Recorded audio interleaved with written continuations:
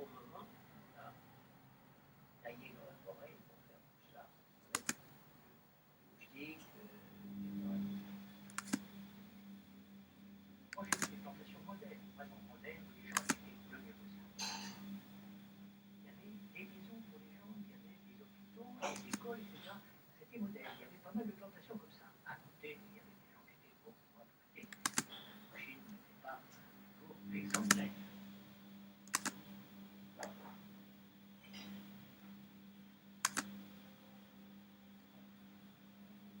En général, les planteurs étaient bien installés dans la plantation.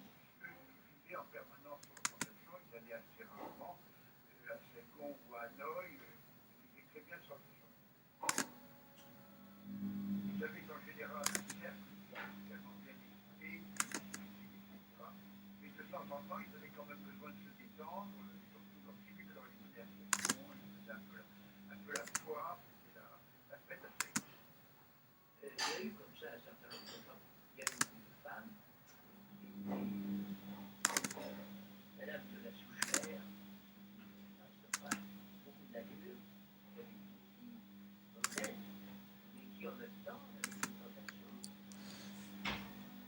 Disons que c'était une femme qui avait la réputation d'être extrêmement efficace, active, et qui avait monté une plantation par elle-même. Ça marchait très bien avec les parents malades. Elle a succombé en 1931, au moment de la grande crise, la grande dépression mondiale, parce que les cours du caoutchouc se sont effondrés, et c'est une grande difficulté, et on n'a pas vraiment aidé, et c'est un grand groupe français, déjà installé, qui a ramassé, et qui a racheté à des prix bas, les compagnies, etc., et dont la communauté était très mécontente. Si l'aventure de l'École du caoutchouc de cet aristocrate s'est mal terminée, son personnage un peu extravagant inspirera plus tard le rôle interprété par Catherine Deneuve dans le film Indochine. Le ressort du projet colonial est passé en 1928. La crise économique va vraiment se traduire à partir de 1931-32 par des fermetures massives d'entreprises, des faillites massives. Et d'ailleurs, la brigade Indochine va profiter de ces faillites à répétition pour mettre la main sur une quantité phénoménale d'entreprises. Là, c'est aussi une explosion du nationalisme, mais une explosion du nationalisme qui est liée quand même à la crise économique de 1929. En cette année 1930, la supériorité du colon est gravement remise en cause par des mouvements nationalistes, souvent dirigés par une élite formée à l'école française. Des révoltes sporadiques éclatent alors en tout cas. À Hong Kong se crée le Parti communiste indochinois sous l'égide d'un dirigeant charismatique, Nguyen Ai Loc, qui se fera connaître bientôt sous le nom de Ho Chi Minh. 1931, alors là, ce sont les soviets qui ont été organisés dans les deux provinces, dont ça de Pékin. Et cette révolte, ce soulèvement, est répété par les comportements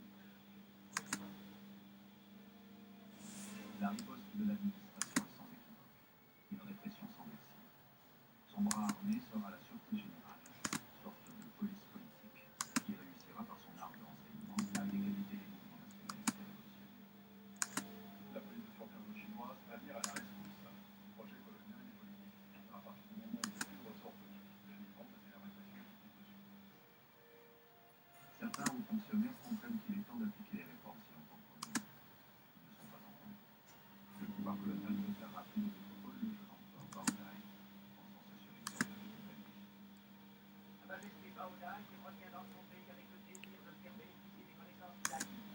Ça ne permet pas d'amener son peuple à le suivre dans cette voie nouvelle, convaincu que la France lui prêtera son concours pour la réalisation de ses projets. Lorsqu'on nous a fait appel à son retour en 1922, il a voulu réformer le système personnellement, et il s'est aperçu très tôt que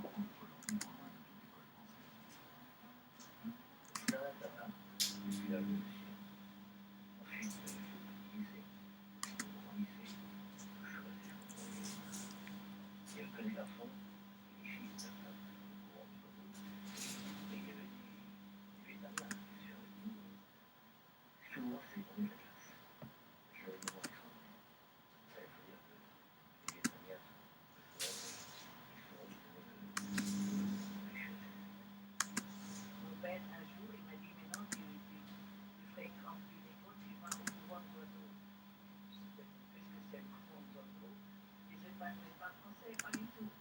Alors, il m'a jeté dans cette école et je vous dis que c'était des moments très durs pour moi. Le mouvement des oiseaux est créé par l'impératrice Marie Ange, épousée par Yann. Elle-même élève son pensionnat. Il était compté par des jeunes filles de bonne famille, mais qui sont les préceptes de leur famille. C'était des cours où chantait très sérieusement pour les jeunes filles. Et nous sommes deux ou trois Vietnamiens parmi les Français. Jeunes journalistes perdus dans un monde où les empereurs s'appellent Napoléon, les poètes Lamartine. Et une république dont les valeurs sont la liberté, l'égalité et la fraternité. Je suis entrée dans une culture complètement étrangère à la mienne, mais qui me vient comme ça d'une manière naturelle.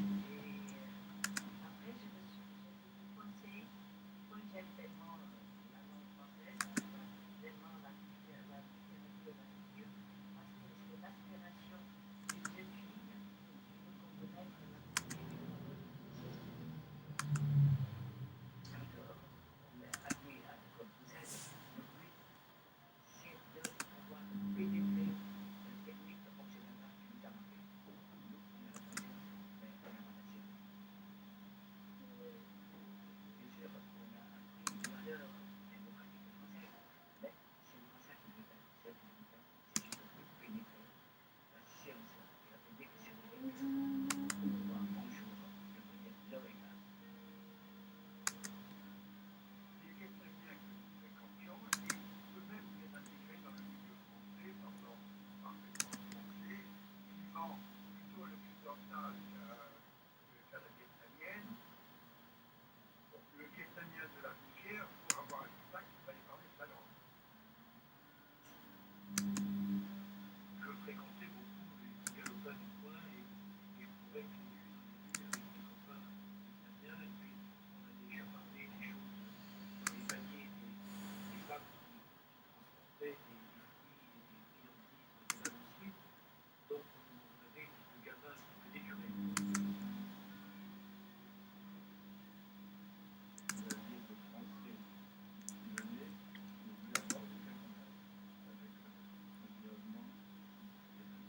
Ça, à ce moment-là, les enfants n'avaient même pas le droit, parce que je jouais avec les Vietnamiens, n'avaient même pas le droit d'apprendre à parler vietnamien. Alors là, c'était vraiment le considère un ghetto, si vous voulez, où ils se retrouvaient entre eux. Et le peuple entier, on s'appelait encore, mais au final, ceux qui vraiment ce qui eux, au contraire, avaient des relations très fortes, mais maternelles.